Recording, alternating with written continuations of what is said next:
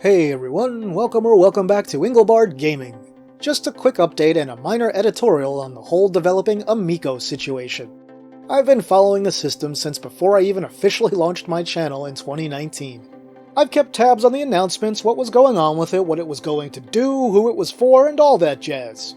Since launching my channel, I've covered it every now and then as news warranted. Well, news warrants it again. Frankly, it's been exhausting in some ways covering the Amico because of both extremes that follow it almost religiously.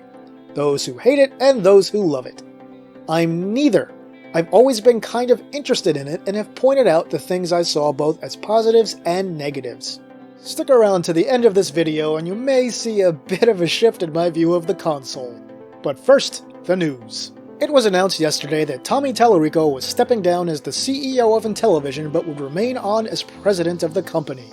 There wasn't a clear reason exactly why they were making this change, except that it was to better align with business goals and that sort of thing. I've seen rumors that it was for personal reasons, but I won't even go into that here since they're unconfirmed, and even if they're true, it doesn't have any bearing on what's going on with the system anyway. Tommy Tallarico has been a bit of a polarizing spokesperson for Intellivision over the years, to put it mildly. I've never had any personal issues with him myself.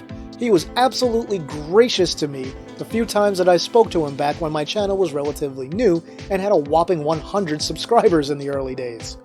But seeing him all over the media even back then, I did have the sense that he was maybe wearing a few too many hats and was a little too personally invested in the system, even though I completely understood why. The Amico was his baby, and anyone would get upset at some of the bile and hatred he saw thrown his way in the way of the system, whether you think it was warranted or not. But I think his closeness to the project also meant that maybe he wasn't the absolute best spokesperson for it, despite his obvious passion. Tommy stepping aside at this point is probably for the best. I'm absolutely not trashing Tommy here. He has earned some of the criticism he's received for how he's handled some of the gaming press and a few of the situations that have come up over the years regarding the Amico. For the overall long-term prospects of the company, I think putting in someone that knows the ins and outs of the Amico and Intellivision's goals for it is probably a good idea and one that's a bit overdue. To close this topic, I want to say that I wish Tommy well and I hope things work out for him, and that if he is dealing with anything outside of the company that's challenging, I hope he gets through it okay. I'm not telling anyone else what to think or do, you can all feel however you want. Now here's another bit of Amico news to discuss. And this is something that was planned before the change of CEOs was announced. Intellivision is once more raising money in another round of investment for the Amico. And honestly, even though this was planned beforehand, I do have a bit of a problem with this one. You see, the Amico was originally supposed to come out in October of 2020, then in April of 2021, then in October 2021, then a limited release before the end of 2021, and here we are in mid-February 2022, and still it's not here yet. Some of these delays were before COVID, some during, and I know we're dealing with component shortages and supply chain stuff, but still, come on, this thing should have been out before all this. Aside from the diehards who are really following this thing, I think even if the Amico makes it out to the general public this year, it's going to have a hard time finding an audience. But that's not even the worst of it. The new CEO of Intellivision, Phil Adam, told the Retro Bro podcast to expect a price increase in the Amico after it's released to ensure it can remain profitable. That's not how this stuff is supposed to work. And more than that, he stated that there will almost certainly be games that exceed the maximum price point of $9.99. Wait, what? At $250, the Amico is already too expensive in 2022 for the tech inside of it. In my opinion, it's basically impossible to justify a price even higher than that one. Affordability was one of the key pillars for Intellivision, and I think they completely missed the mark with the hardware. But until recently, the games were priced fairly, with none planned to exceed that $10 limit.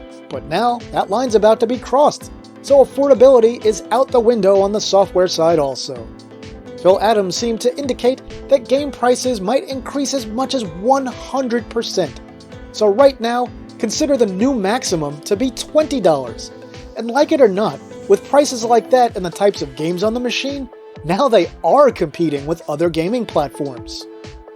So here's my new, fully considered opinion on the Amico now that I've taken in all of this news. Basically, I have lost interest in this system.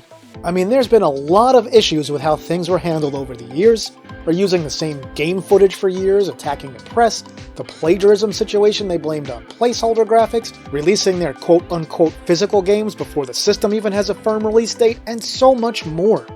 And during all this, they're still drumming up investment money? Still working on a user interface?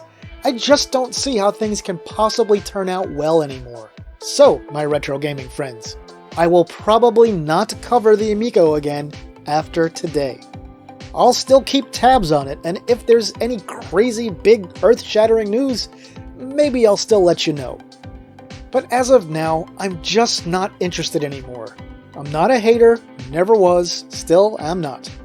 I was obviously never an unconditional supporter of the system either. What I was a lifelong gamer, interested in the system at a conceptual level and the business model. I never backed it anywhere, I didn't support it, I didn't pre-order it or anything like that. All I ever did was follow the news on it and occasionally share it with you. But as of right now, I just don't see the point in continuing to devote energy or airtime to it. Maybe Intellivision will turn things around and the Amico will find some success. If it does, hey, that's fine, I don't mind, I don't begrudge it that. But I've seen enough to know for sure at this point that I won't be picking one up when they're available, and it would take an awful lot to change my mind. Tell me what your own opinions are on the Amico now. Have you changed your own mind after all the stuff that's happened recently? Let me know. Anyway, that'll do it for this video, my retro gaming friends. If you enjoyed it, please like and share it. If you haven't yet, please subscribe for more retro gaming goodness and hit the notification bell so you won't miss another video. If you want to support the channel, you can now do that either at Patreon or Ko-fi. With that, I'll say thanks for watching, and see me later.